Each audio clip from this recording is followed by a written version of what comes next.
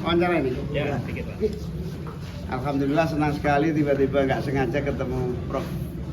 Gus Nadir Shah, pemikir intelektual dan penggerak NU di Australia. Ini merupakan kebahagiaan luar biasa. Saya banyak mendapatkan pencerahan singkat masa depan kita, masa depan NU, masa depan bangsa kita. Beliau udah tahu kan, beliau adalah aktivis NU sekaligus dosen di Monash University yang ya kebanggaan, salah satu kebanggaan NU. Gus Nadir sendiri, Gus, kedatangan ke tempat Gus ini mungkin bisa disampaikan, Gus? Ya, ini nggak sengaja, ini Tuhan yang ngatur semua. Kebetulan saya diundang ngasih kuliah umum di Mahat Ali Denaja di sini tentang fikih siasa dan konstitusi di negara modern. Terus dikasih tahu tadi Gus Muhaimin di sini. Saya mau ziarah ke makam Mbah Bisri, belok dulu ke sini.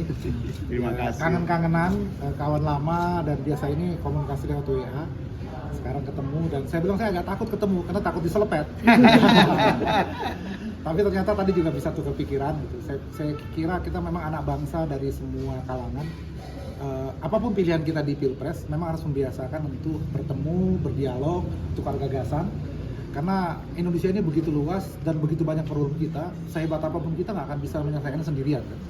Sehebat-hebatnya Gus Imin juga akan bisa menyelesaikan gitu. Jadi semua anak bangsa ya apapun pilihan ke depan tetap aja kita harus membuka komunikasi, saya kira. Ya, Gus Nadir sendiri sebagai aktivis NU melihat perpolitikan di Indonesia saat ini, apalagi terlihat kecurangan-kecurangan gitu, mungkin ada pandangan tersendiri sebagai aktivis. Ya, saya kira politiknya menjadi sangat dinamis, dan kalau ada kecurangan-kecurangan ya tentu harus dibuktikan ya.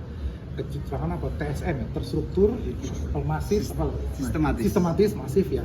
Dan memang sudah ada perangkat seperti Bawaslu, sudah ada KPU, ada Dewan Kehormatan, DKPP ya.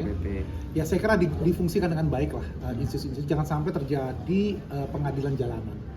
Itu yang kita hindari. Kita menginginkan Pilpres ini aman, damai. Ya, karena itu semua pihak ya taatilah aturan main.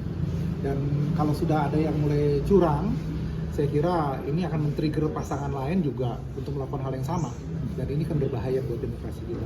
Jadi jangan sampai demokrasi yang kita banggakan, dan karena saya ngajar di luar negeri, saya membanggakan demokrasi kita di kalangan akademisi barat ya. Jangan sampai kemudian menjadi cedera ya gara-gara Pilpres 2024 ini. Ya, mungkin ada pesan sedikit karena pemilih muda itu salah satu yang terbanyak, Gus Nadir. Ya, saya kira betul pemilih muda itu satu yang terbanyak.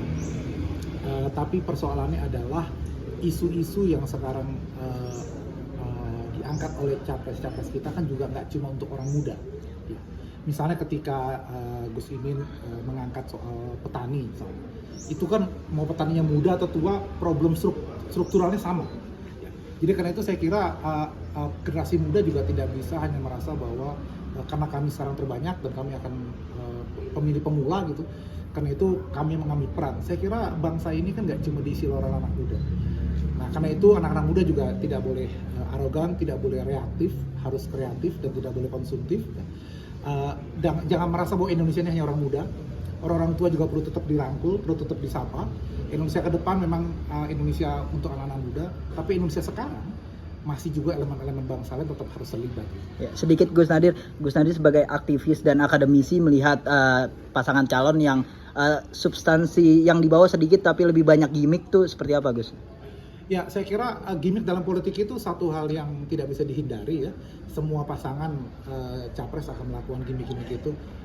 Itu tadi seperti gimmick selepet, itu ya. Ada lagi apa, gemoy dan seterusnya gitu. Saya kira itu hal-hal yang manusiawi dan wajar. Tetapi jangan miskin pada substansi. Nah, itu persoalannya. Nah, gagasan-gagasan tetap pasti disampaikan dengan baik. Dan menurut saya Pilpres ini pertarungan gagasan ya. Yeah. Ini pertarungan gagasan, bukan pertarungan gimmick ya. Lagi-lagi karena itu tidak haram gimmick itu dalam kontestasi. Tapi ya kita ingin gimmick yang lebih substantif lah ya. Oke. Terima kasih Gus. Terima kasih.